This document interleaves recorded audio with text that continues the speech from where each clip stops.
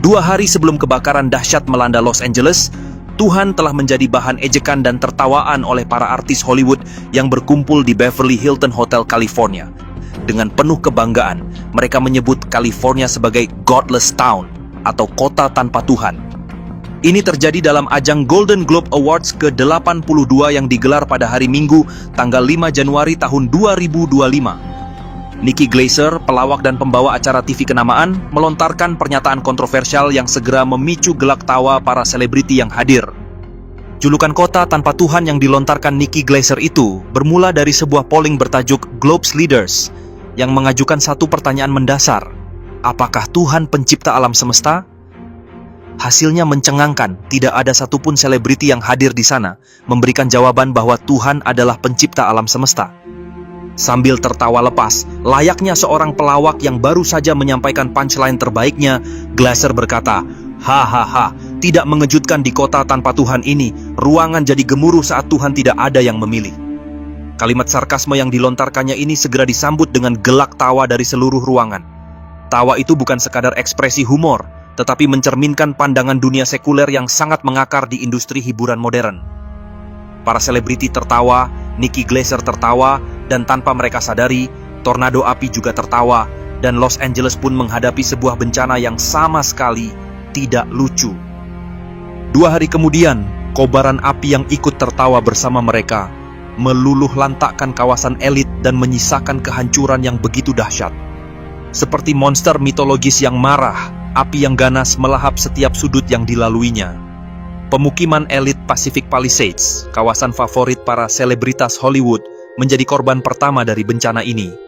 Rumah-rumah dengan arsitektur mewah yang biasanya menjadi simbol kemakmuran, dalam hitungan jam berubah menjadi puing-puing hangus.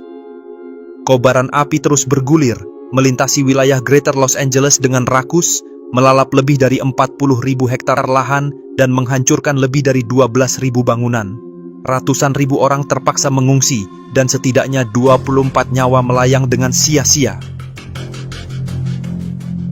Los Angeles, sang kota tanpa Tuhan, berubah menjadi neraka dunia.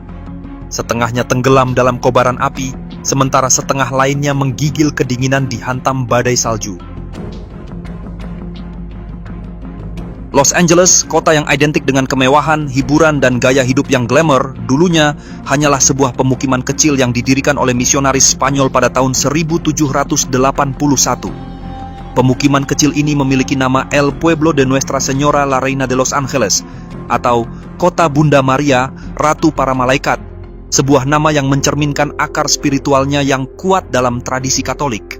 Namun, apa yang terjadi dalam beberapa abad berikutnya, perlahan tetapi pasti mengikis fondasi spiritual masyarakat di sana, hingga kota ini berubah menjadi simbol dari sekularisme ekstrem dan bahkan sarkasme terhadap Tuhan. Mulai dari masa demam emas California hingga pembangunan jaringan rel kereta api, perkembangan ekonomi yang pesat membawa modernitas dan nilai-nilai sekuler yang perlahan mengikis fondasi spiritual. Hingga abad ke-20, dengan munculnya Hollywood sebagai pusat hiburan dunia, Los Angeles bertransformasi menjadi simbol materialisme dan budaya hedonis. Dan dengan berdirinya Hollywood, Los Angeles berkembang menjadi pusat hiburan dunia, di mana para pengusaha dan visioner seperti Carl Laemmle dan Louis B. Mayer melihat potensi besar pada industri ini. Mereka mengubah Los Angeles menjadi kota impian bagi para pembuat film, aktor, dan seniman. Bersamaan dengan itu, hedonisme dan kebebasan yang kebablasan juga mulai berkembang melalui akumulasi pengaruh dari industri hiburan yang menempatkan popularitas dan keuntungan di atas nilai-nilai moral. Kita dapat melihatnya lebih jauh, di mana tema-tema yang mengagungkan individualisme ekstrem dan kebebasan tanpa batas kerap diangkat di layar kaca. Fenomena ini juga didukung oleh filosofi sekularisme yang menjadi landasan bagi banyak kreator dan sutradara, di mana mereka menggambarkan kehidupan tanpa aturan agama sebagai sesuatu yang ideal. Akibatnya, norma-norma tradisional tergantikan oleh standar yang lebih permisif, menciptakan lingkungan di mana segala sesuatu dapat diterima selama memenuhi kepentingan hiburan atau ekspresi diri. Fenomena ini semakin diperkuat oleh perkembangan filsafat barat yang mengarah pada ateisme. Filosof seperti Friedrich Nietzsche dengan pernyataannya yang terkenal, "Tuhan telah mati," sangat memengaruhi cara pandang dunia modern. Dalam pandangan Nietzsche, kematian Tuhan bukanlah peristiwa fisik, melainkan simbol dari hilangnya kepercayaan manusia terhadap nilai-nilai agama akibat kemajuan zaman dan teknologi. Pandangan anti-Tuhan yang berkembang di kalangan selebriti Hollywood dan di dunia barat pada umumnya, didasarkan pada argumen bahwa Tuhan tidak diperlukan untuk menjelaskan keberadaan alam semesta. Mereka berpendapat bahwa berbagai penemuan dan teori-teori seperti Big Bang dan evolusi dapat menjelaskan asal-usul dan perkembangan alam semesta tanpa perlu melibatkan entitas yang lebih tinggi. Dengan kata lain, mereka menganggap bahwa alam semesta dapat dijelaskan melalui hukum-hukum fisika dan proses-proses alamiah yang dapat dipahami melalui ilmu pengetahuan, tanpa perlu merujuk pada kekuatan transendental atau pencipta yang lebih besar. Namun demikian, pandangan yang berasal dari logika rendah ini dengan sangat mudah dapat dibantah dari beberapa perspektif filosofis. Filsuf dan teolog Thomas Aquinas mengajukan 5 jalan untuk membuktikan adanya Tuhan. Salah satunya adalah argumen sebab akibat, yang menyatakan bahwa segala sesuatu yang ada di dunia ini memiliki sebab dan akibat. Jika kita melacak sebab akibat dari segala hal yang ada, kita akan sampai pada kesimpulan bahwa pasti ada suatu entitas pertama yang menyebabkan segalanya, yang tidak disebabkan oleh apapun selain dirinya sendiri, yang tidak terikat oleh ruang dan waktu, dan itulah yang disebut sebagai Tuhan. Selain itu, hukum-hukum fisika dan keteraturannya yang luar biasa bukanlah hasil kebetulan, melainkan hasil dari perancangan yang disengaja oleh kekuatan yang lebih tinggi. Oleh karena itu, pandangan ini sejatinya dapat dibantah dengan logika yang sangat sederhana, bahwa sesuatu yang ada tidak mungkin muncul dari ketiadaan. Alam semesta dengan segala kompleksitas dan keteraturannya menunjukkan adanya sebuah desain yang cerdas. Dan filsafat klasik dan teologi menyebut argumen ini sebagai prinsip sebab akibat atau kausalitas. Terlepas dari semua argumen mereka yang mudah dibantah, anehnya, meskipun nilai-nilai internal Hollywood bertentangan dengan nilai-nilai spiritual, banyak masyarakat dunia, termasuk Indonesia, yang tetap mengidolakan para artis, selebriti, dan produk budaya dari kota ini. Secara psikologis, fenomena ini dapat dijelaskan oleh daya tarik citra kemewahan, kesuksesan, dan kebebasan yang kerap dipromosikan oleh industri hiburan. Hal ini semakin nyata, di mana sosial media dan film-film Hollywood menciptakan fantasi yang membuat banyak orang merasa bahwa mereka dapat melarikan diri dari realitas kehidupan sehari-hari. Sementara itu, secara sosiologis, fenomena ini juga mencerminkan efek dari kolonisasi budaya, di mana masyarakat dari negara berkembang cenderung mengagumi budaya dari negara maju yang dianggap lebih superior.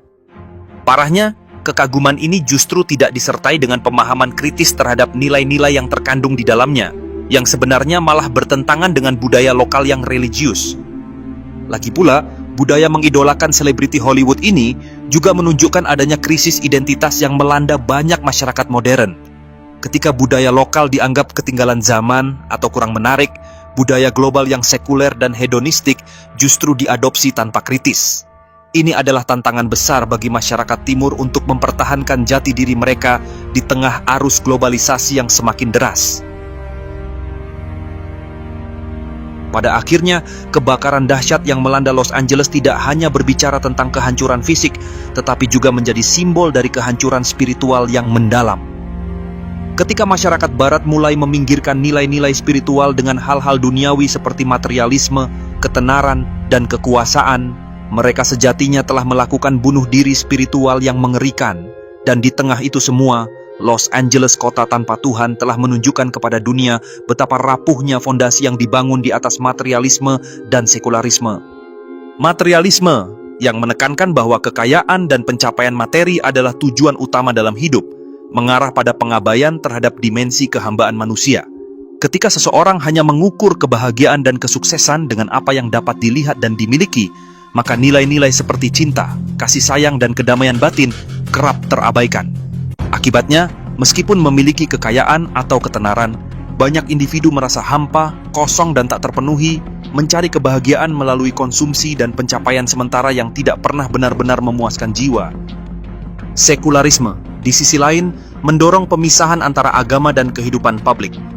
Dalam masyarakat yang sekuler, nilai-nilai moral dianggap relatif, dan kebebasan individu dianggap lebih penting daripada tanggung jawab terhadap kebaikan bersama.